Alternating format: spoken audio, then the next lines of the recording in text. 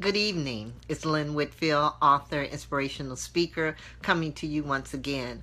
I started not to come on this evening because I haven't been feeling well all day, but I remembered this really isn't about me. It's about you and who might be inspired by something I have to say. So I just wanted to jump on for a minute to give you today's message. Yesterday we talked about Dare to be Unstoppable, and we talked about the crabs in the barrel syndrome. Well, today I want to talk about the fact that the person that might be stopping you maybe not be someone else. It might be you. What are you saying to yourself when you're going through a storm? In chapter 13 of my book, The Party's Not Over Until God Says So, the chapter is titled, When You're Going Through a Storm, Who Has Your Ear? Not only what other people are saying to you, but what are you saying to yourself when you're in the midst of a storm or challenge in your life? Are you saying, oh no, why me? Why did this have to happen to me? Is there someone else you think it should have happened to? Is it be better for it to have happened to them? Maybe it's happening to you because you are the one who is best equipped to get through that storm.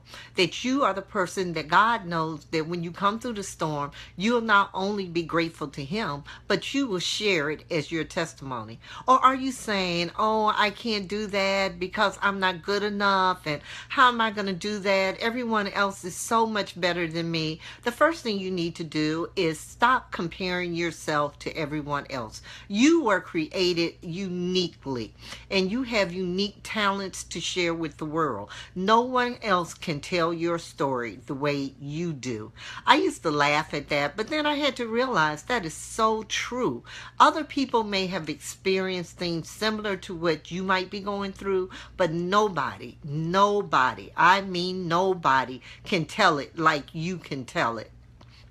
And then what else are you saying to yourself? I'll never amount to anything. Oh, because of my past, I can never get past that. I'm always going to be thought of as this kind of person or not. Do not let your past control your future. You've got to move past that, and you've got to go on and be the best you that you can be. I know I used to hold back a lot, thinking about how I had lost my first job as a lawyer and being so ashamed of it. But I had to eventually let that go and not be ashamed to tell people, because there were other people who were going through similar things, and they had to know that you could achieve a lot even after having made a mistake in the past. You know, I remember when I was going through a very depressed time in my life, I have a very good friend who talked to me, and I would call her, oh, woe is me, I'm just nothing, I can't do anything. And she used to ask me, how many black women lawyers are there? And at that time in the 80s in Miami-Dade, there weren't that many of us, but I'd say, oh, there's a lot of them. Well, how many of those black women lawyers lost their mother when they were 6 years old? I said, oh, other people have lost their parents when they were a child. That's nothing big. And then she would say, well, how many also lost their father when they were 10? And I said, oh, the people lose their parents, that's nothing. She said, and their stepmother when they were 17, and went on to college, and went on to law school. And after a while, she made me think that, you know what, in spite of all those storms in my life, I had made it. I had accomplished some things. Yeah, I was in a bad place at that time, but when I had looked back over it, I had really been able to accomplish a lot in my life. And so you've got to stop looking at the bad things and look at all the good things that you've been accomplishing. And you know what? When a storm comes up, what you've got to do is you can look back and look about all that you have overcome and use that as your strength to get you through this storm. And remember, it's the positive things you say to yourself.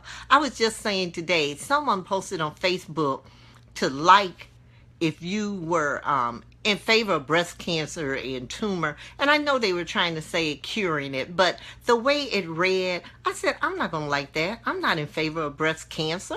I'm in favor of healthy breasts. We've got to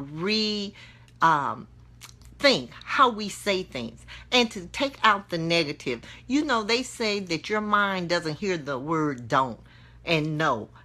All it hears is, so you say I'm not going to be late, it hears I'm going to be late.